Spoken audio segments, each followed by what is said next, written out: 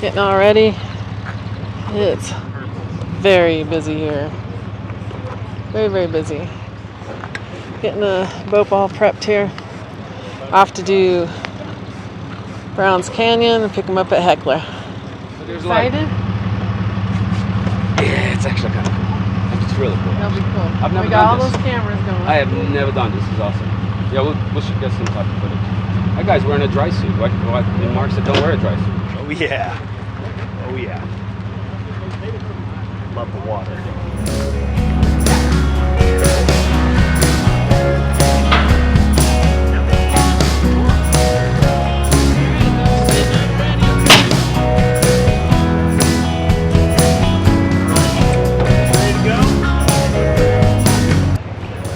And there, off they go.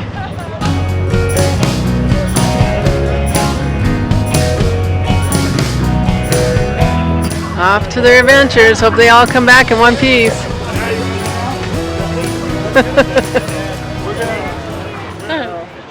This is Christina. She rafted with Mark way before I met him.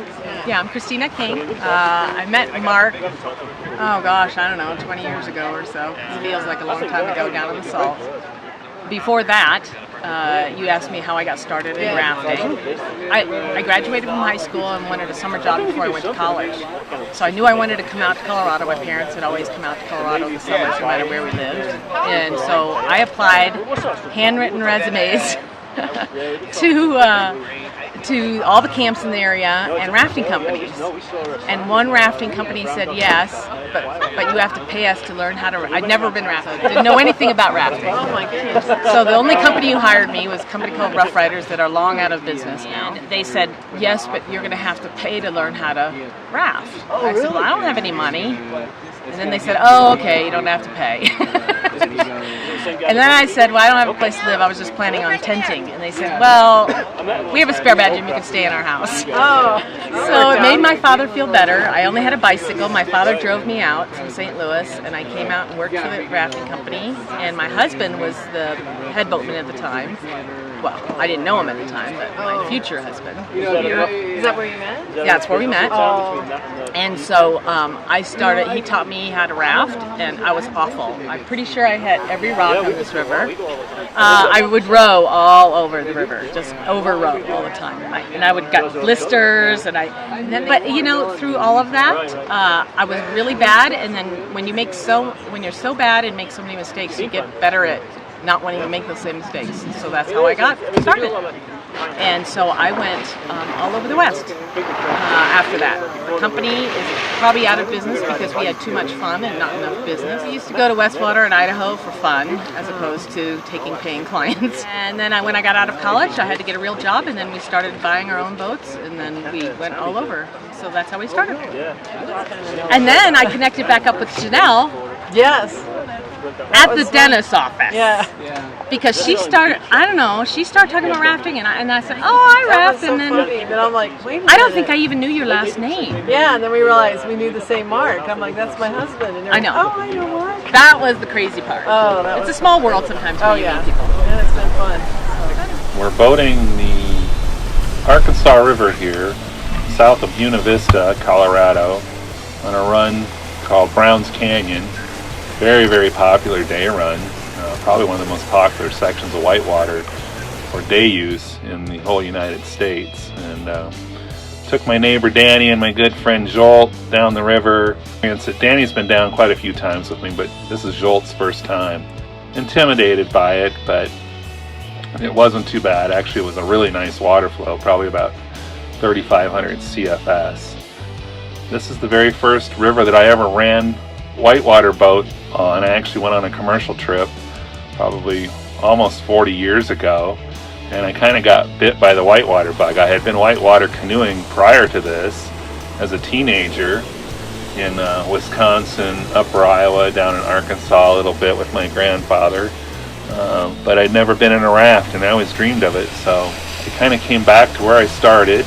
I did a lot of boating on the upper Salt in Arizona. I mean, a lot more than I can count. Literally hundreds of trips on the upper Salt, even before the explosion at Quartzsite, which was a tragedy, but Anyway, here we got some people that were on a commercial trip and got jammed up on a rock. I don't know why he was over there to begin with, but anyway, so whitewater rafting can be a lot of fun, can be exciting, it can also be very tranquil. The wilderness experience that you get from this is just phenomenal, and trips like the Grand Canyon are life-changing. Sadly, I don't think I'll ever be able to do a Grand Canyon trip again just because of my physical limitations.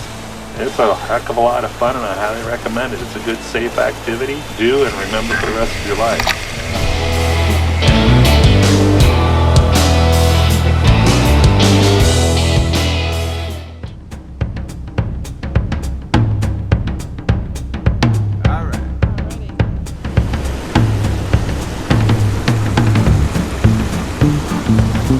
That's running about 4,000 today.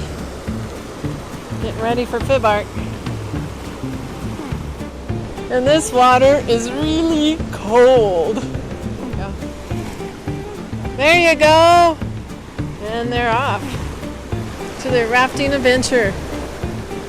This time of year in early June, that water's cold. It's probably high 40s, maybe low 50s.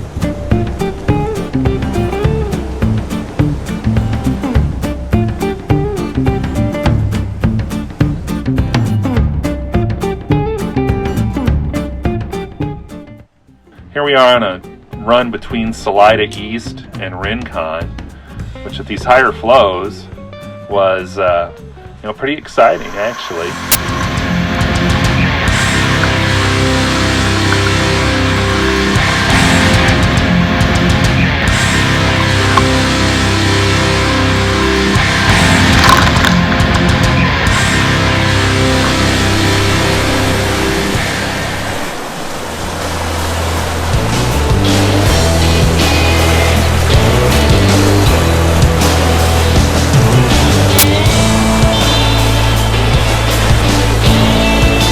Lower flows, just a nice slow going flow. You can see a lot of wildlife on this section. Seen a lot of bighorn sheep down there, a lot of deer.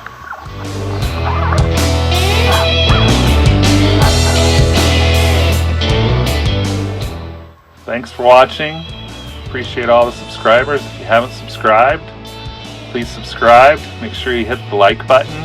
If you don't like it, hit the don't like button. And hit the bell so you get notifications whenever we come out with a new video. Again, thanks for watching. We appreciate each and every one of you.